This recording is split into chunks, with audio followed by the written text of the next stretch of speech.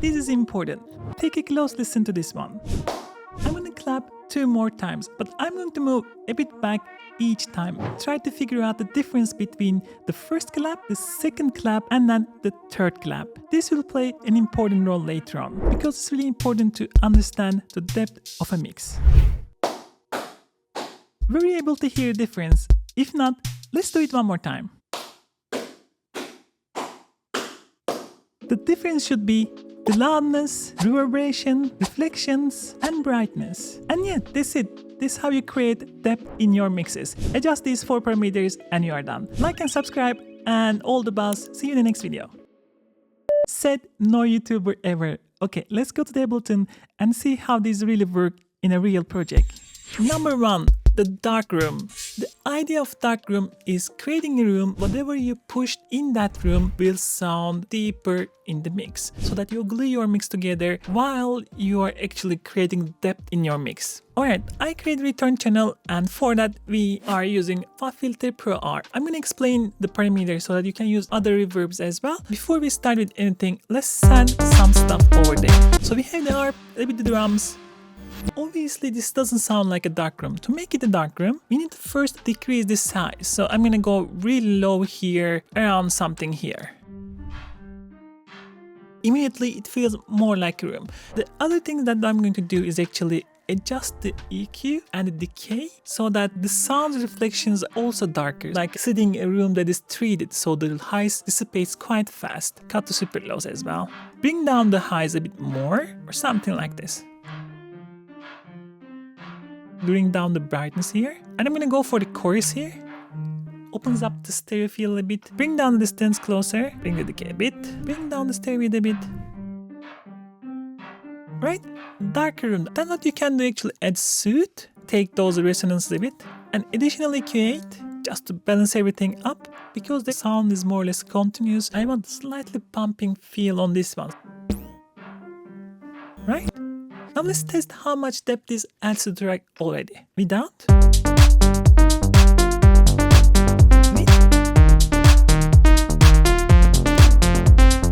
That was not much, and that's correct. Don't try to achieve the depth with a single return channel. What you want to have is having these different layers, creating this realistic depth in your mix. Now we need the second layer, a darker whole sound. Vibrations takes longer to dissipate. The drums here is really low in the volume because I don't want them to take over the sound. The main difference over here, the duration of the reverb.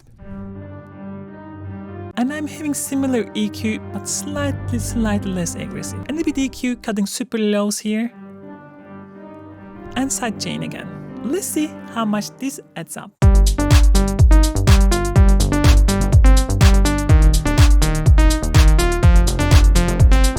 Getting more realistic. Other important thing, you don't need to, but I enjoy it quite a bit. Having a bright room, especially on your drums, especially high sound, contrast your deep sounds so that you really create this separation between the different depths. In this case, bright room, Valhalla plate reverb. Only the drums.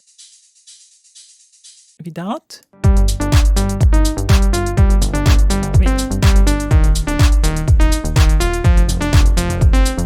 And if you are wondering how much change these 3 made together, let's try that as well. Without.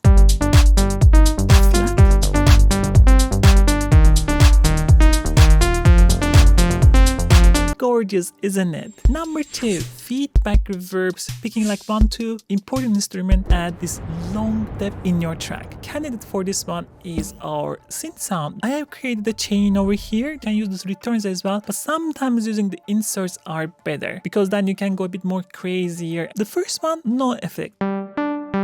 The second one, the most important thing over here is this EQ. Every time it is delayed, it will cut off more and more on highs because of this bandpass. So the delay will get darker and darker. You see how it goes back? Right? And then, because it's the slower reverb, I'm having another slightly higher delay with faster delay time. Just contrast each other. This one is more like giving width, creates this huge corridor without. And with. Do you hear it? Of course, these delays are really long. strong. And because of that, we are using this sidechain over here from the original sound. So every time original sound hits, we are taking the delays. And of course, we are having this slight pumping sound. And altogether, we have this then.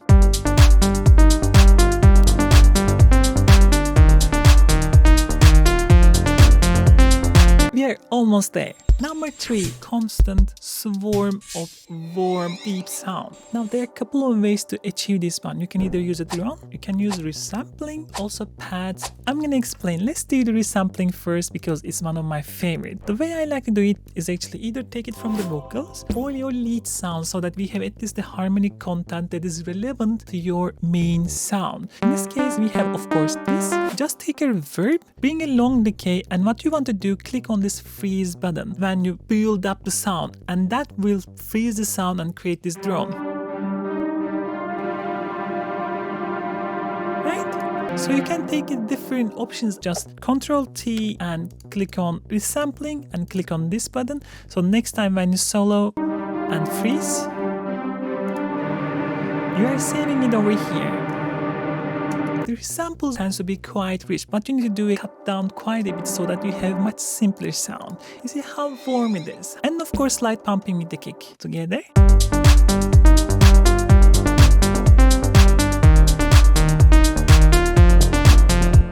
Now you can achieve very similar sounds just using simple pad sound. I'm using pigments, just taking like a low fermented sound, sweeping randomly. If you want to create a similar sound, go for really heavy unison so that those different oscillators come in and phase out each other, create a similar effect. Right? And then you can add also reverbs and so on. And then of course use an EQ so that it sounds similar. You can use 2-3 of them together as well if you want to. Without.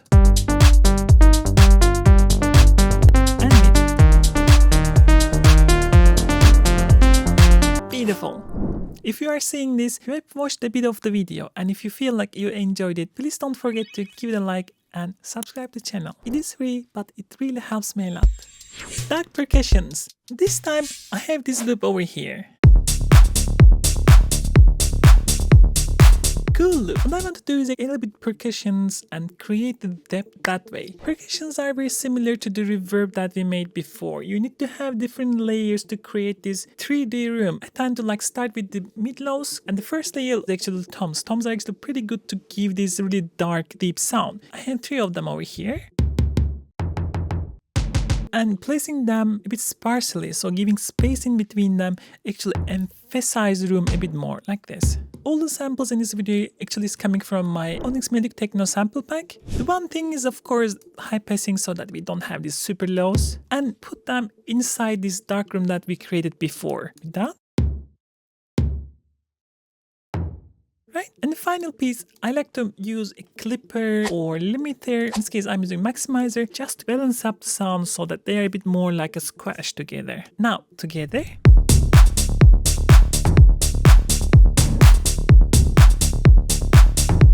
Give the track depth, but still we need to fill up the depth. And here comes the second layer. I like to use like these deep hits right over here.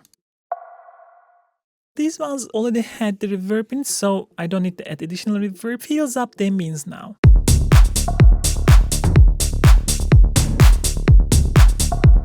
And this one can be answered by slightly brighter but still dark percussion hits. Something like this.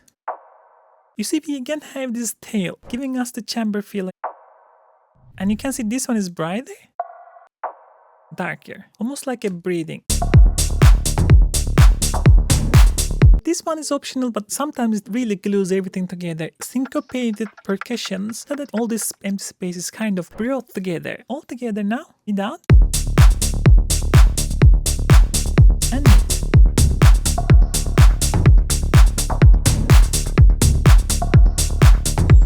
creative ambiances. This is very similar to the reverb that we did, but this time we're gonna throw more effects in it to create this really modulated, slightly artificial ambience. In this case, I have this over here. You hear that we have some drums, the bass. You can really get super experimental here. The effects like flangers, chorus, has to work really nice, but what you want, this dark background modulated sound. Doesn't make sense, but let's do one together. First, a chorus. Starts to modulate and opens up the sound a bit. And then a reverb. Now we have the whole sound. Then cut super lows. Clipper to just shade the transients. And then flanger, modulate even more. And then one more EQ, and then sidechain the kick. It's kind of a drone, isn't it? But slightly more responsive to the track. Let's do AB with that. Wait. AB all together, original. And all together.